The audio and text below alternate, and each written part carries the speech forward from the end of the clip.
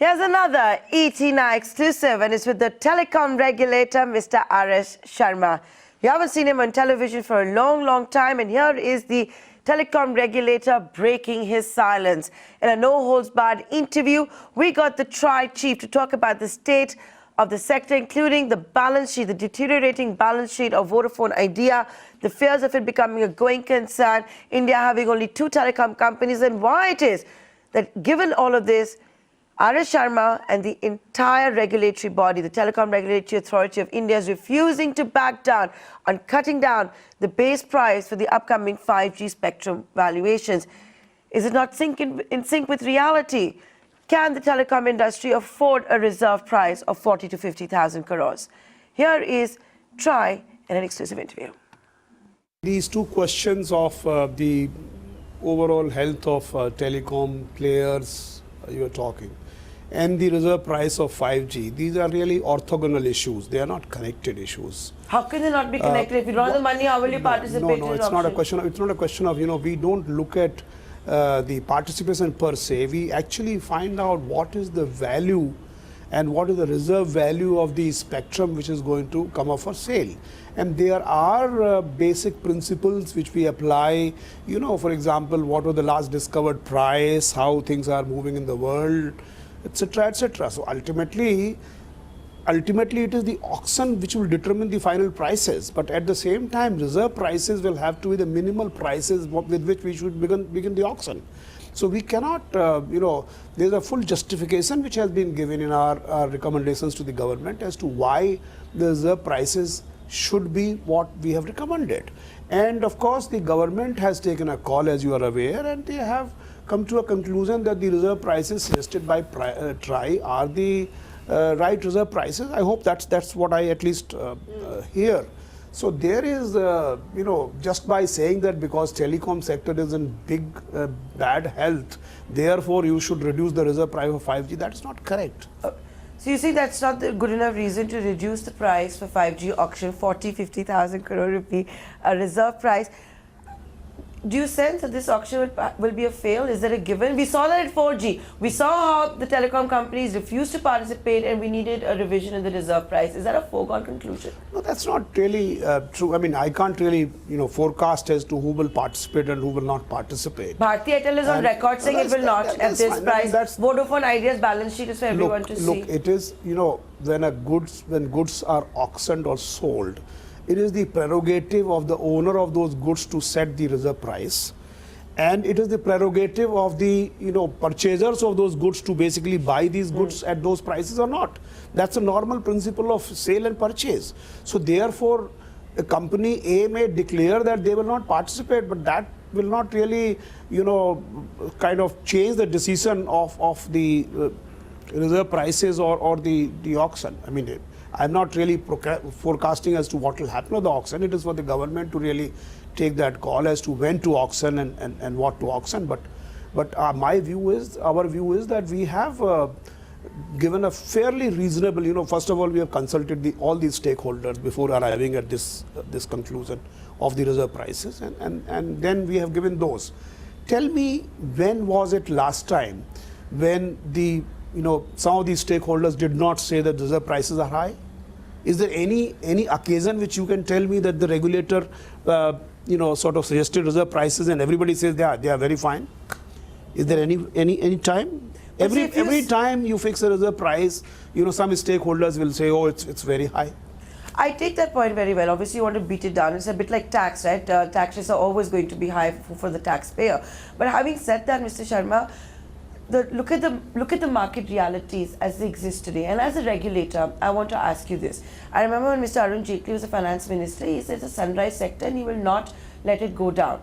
There has been a fear. Obviously, some danda of sorts has come also where they've all increased prices. How regularly are you monitoring also to make sure that it remains a healthy market-driven No, our job is to ensure that it remains a healthy market. For example, the tariffs have been under forbearance. We don't touch the tariffs. They don't require our approval, while the TRAI has the power to fix the tariff. Since last about 16, 17 years, we have not been touching the tariffs. So that's one part. Secondly, with regard to the, again coming back to the reserve prices of the, spectrum which is going to be put on sale, it is ultimately the basic, one can always, for example, how do you claim that the prices are high?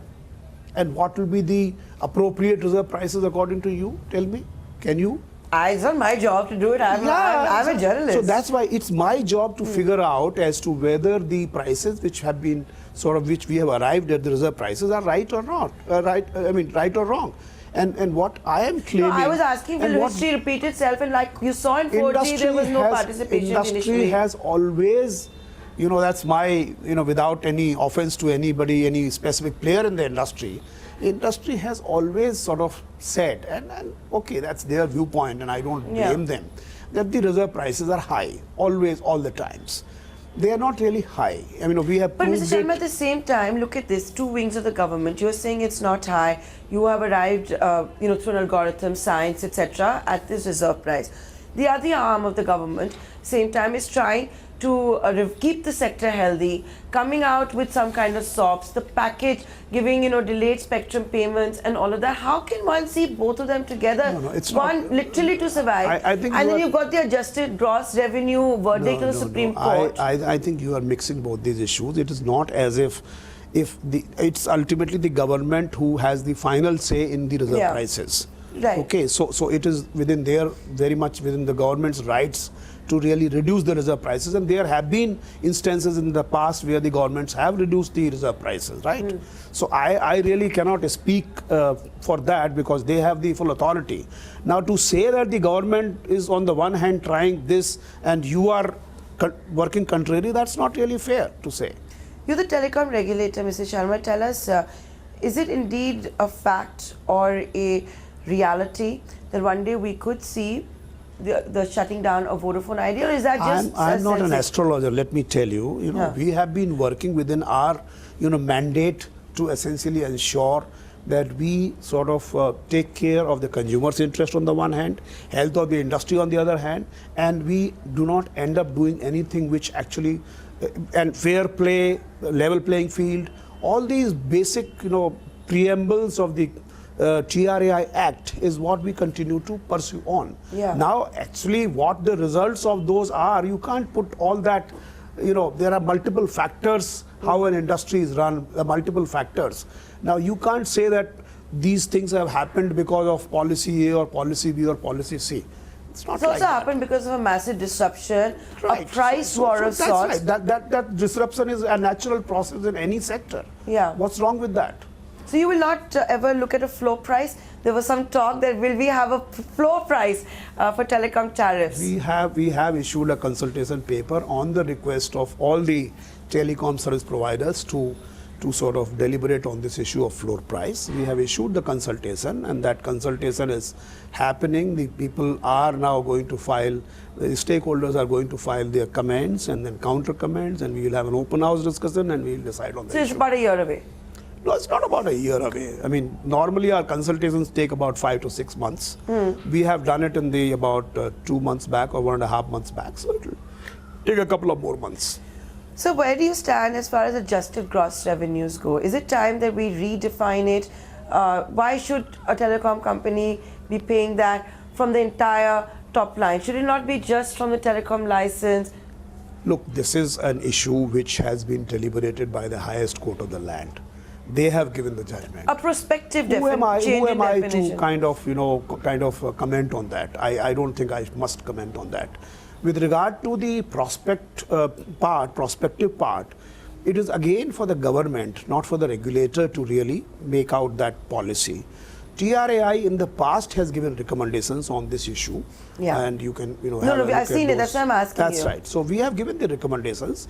If the government asks for further kind of recommendations in case they want us to deliberate on this issue, we'll consult the stakeholders and give the recommendations again. Okay. But as of now, I really have not much role to play in that aspect. What about interconnected usage charge? That used to be a big controversy at one point. We have seen a delay of sorts. Where does that stand? We have actually deferred it for a year. Yes. And therefore it will become zero on 31/12/2020. That's the situation as of now.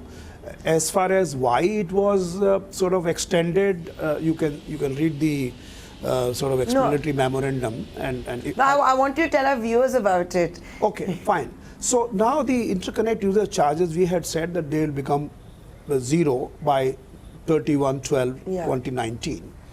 Now, we also had said that we will review the position, in the meanwhile and see how it obtains. And then when we reviewed it, we found out that while the technology at the back end, which is the telecom operators end, might have converted majorly to 4G of almost all players, the handset ecosystem is still working on very major part of it is still 2G feature phones, etc., etc. So now, and you cannot force these people to go on to 4G. And therefore, so long as you are handling the interconnection between 2G handsets, you need to spend that money, which was supposed to become zero in an IP world. This world has not converted to IP only because of that large, 40% plus sort of mobile phones being feature phones. Therefore, we said that the speed which we had imagined to be accelerated and to become zero, it didn't happen. And therefore, we reviewed it and we actually changed it.